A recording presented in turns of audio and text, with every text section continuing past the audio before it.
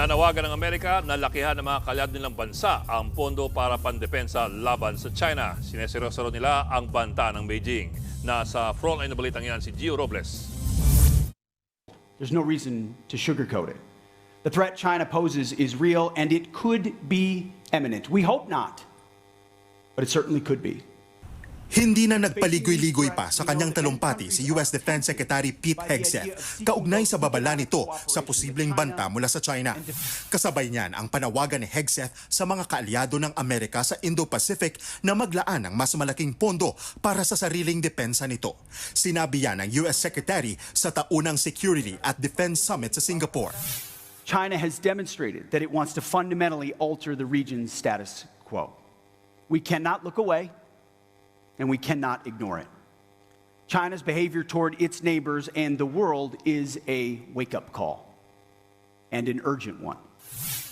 Binigyang diin ni Hegseth ang balak na pagsakop ng China sa Taiwan na posibleng makaapekto sa rehiyon. Kaya prioridad daw ngayon ng US Department of Defense ang pagkakaroon ng mga puwersang handang makipaglaban sa tinawag niyang First Island Chain o mga lugar tulad ng Taiwan, Japan at maging Pilipinas. Together, we deployed the system to the Batanes Islands on the Luzon Strait between the Philippines and Taiwan. This enhanced our interoperability and improved our readiness on cutting-edge platforms, where we need them and when we need them. Kasabay nito, iginiit ni Hegseth na hindi pababayaan ng Amerika ang mga kaalyado nito. Nagmamatyag din daw ang Amerika sa bawat galaw ng Beijing, kabilang ang mga ilegal na aktibidad nito sa South China Sea. These actions reveal a lack of respect for neighbors, and they challenge sovereignty, freedom of navigation, and overflight. Dumalo sa parehong okasyon si Defense Secretary Gibo Teodoro na harap-harapang tinuligsa ang China. Hindi simpleng sigalot sa pagitan ng dalawang bansa ang isyu sa West Philippine Sea. Bagkus, ito ay usapin sa pagsunod ng pandaigdigang batas. Kaya dapat tigilan na rin umano ang pananahimik sa harap ng agresyon.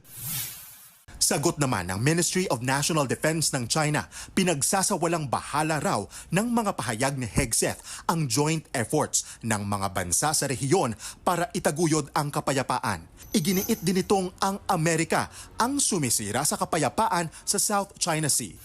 Para naman sa National Maritime Council, hindi lang basta simpleng pahayag ang mga binitawang salita ni Teodoro sa Shangri-La Dialogue. Ito ay isang malinaw na mensahe sa buong mundo na hindi mananahimik ang Pilipinas. Unang-una na there is a high government official in his stature to really come up with a direct, firm, walang paligoy-ligoy, upholding, defending our sovereignty, and telling the world, not only the Filipino people, what China's doing. Nagbabalita mula sa Frontline, Gio Robles, News 5. Mga kapatid, Ed Lingaw po, maging maalam at may pakialam sa mga napapanahong balita sa ating bansa.